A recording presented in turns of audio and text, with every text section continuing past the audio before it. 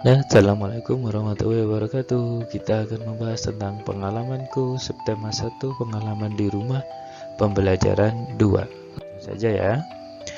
Pengalaman di rumah dan di sekolah sesuai dengan sila Pancasila. Pengalaman di rumah yang sesuai dengan sila Pancasila. Sebelum kita masuk ke pengalaman, kita harus mengetahui sila-sila dalam Pancasila. Yang pertama,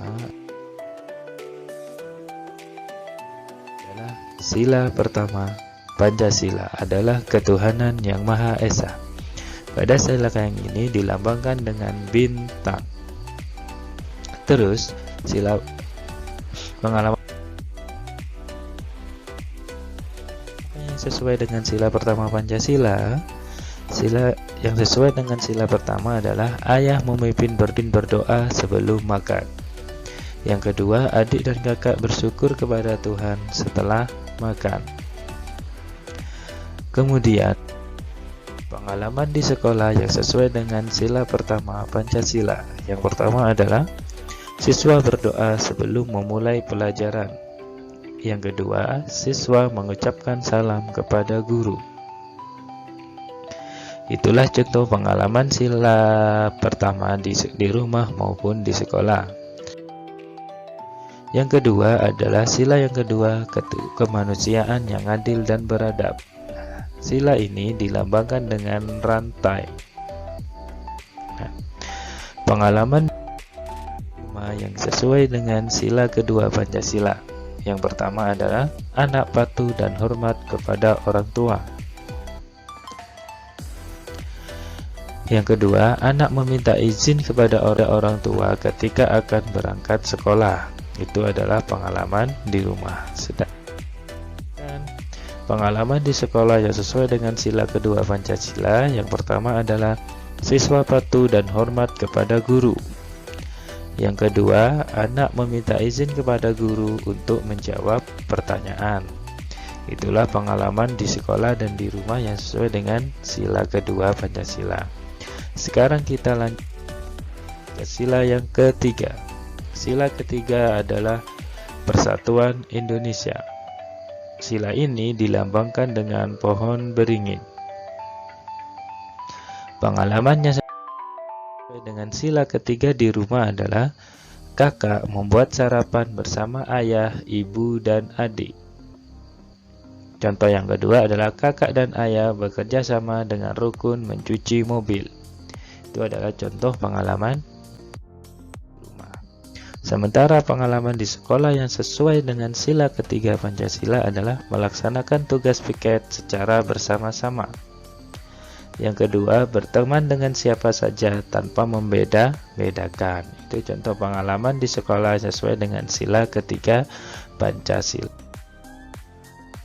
Berikutnya yaitu sila yang keempat. Sila yang keempat bunyinya adalah kerakyatan yang dipimpin oleh hikmat, kebijaksanaan dalam permusyawaratan perwakilan. Sila ini dilambangkan dengan kepala banteng. Pengalamannya sesuai dengan sila yang keempat adalah ayah, ibu, kakak, dan adik sedang berkumpul untuk rencana liburan pada hari Minggu. Sementara contoh yang kedua, adik bilang kalau liburan pada hari Minggu ingin pergi ke pantai. Itu adalah pengalaman di rumah yang sesuai dengan sila keempat Pancasila. Kemudian pengalaman di sekolah yang sesuai dengan sila keempat Pancasila. Contohnya adalah siswa kelas 2 memilih ketua kelas dengan cara bermusyawarah. Ini contoh yang kedua adalah semua siswa harus menerima siswa yang telah terpilih menjadi ketua kelas. Itu adalah contoh pengalaman di sekolah dan di rumah sesuai dengan sila keempat Pancasila.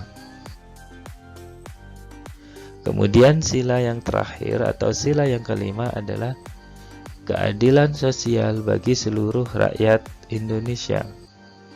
Sila ini dilambangkan dengan padi dan kapas.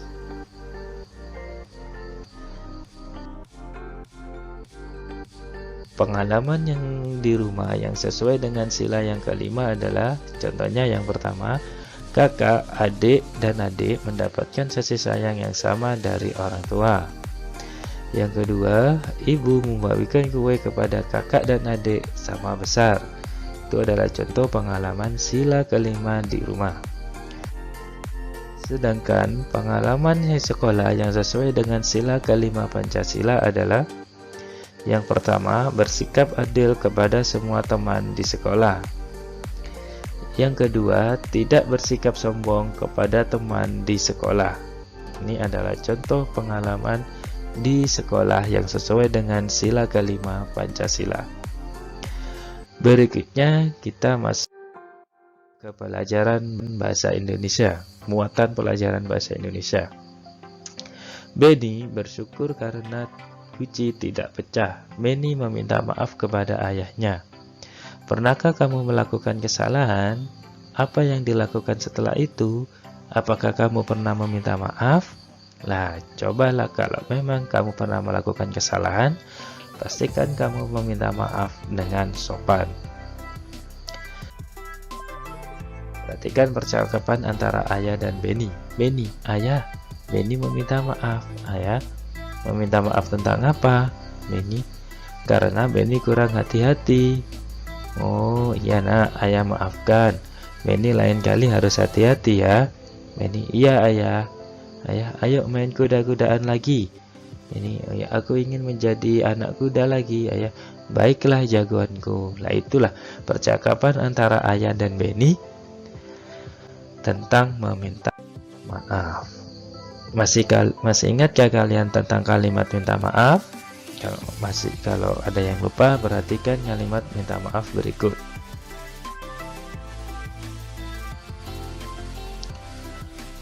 Aura, maaf ya, aku datang terlambat. Tadi ada nenek-nenek yang perlu bantuan untuk menyeberang jalan, kata Zafran. Nah, itu adalah kalimat minta maaf. Ayo kita bahas kalimat minta maaf berikut ini. Kita bahas satu persatu. Dari kalimat minta maaf itu, siapa yang meminta maaf? Ya, yang meminta maaf adalah Zafran. Zafran meminta maaf kepada siapa? Zafran meminta maaf kepada Aura. Mengapa Zafran meminta maaf? Karena Zafran datang terlambat. Jadi kesimpulannya adalah kalimat minta maaf tersebut maknanya adalah Zafran meminta maaf kepada Aura karena datang terlambat. Tidak mengerti? Coba perhatikan kalimat minta maaf yang kedua. Di sini ada kalimat minta maaf. Ibu, aku minta maaf tidak sengaja memecahkan gelas ini, kata Indri. Ya. Yuk kita bahas satu persatu. Siapa yang meminta maaf? Yang meminta maaf adalah Indri. Indri meminta maaf kepada siapa? Indri meminta maaf kepada ibu. Mengapa Indri meminta maaf? Karena Indri tidak sengaja memecahkan gelas. Nah, jadi kesimpulannya, kalimat minta maaf tersebut maknanya adalah Indri meminta maaf kepada ibu karena tidak sengaja memecahkan gelas.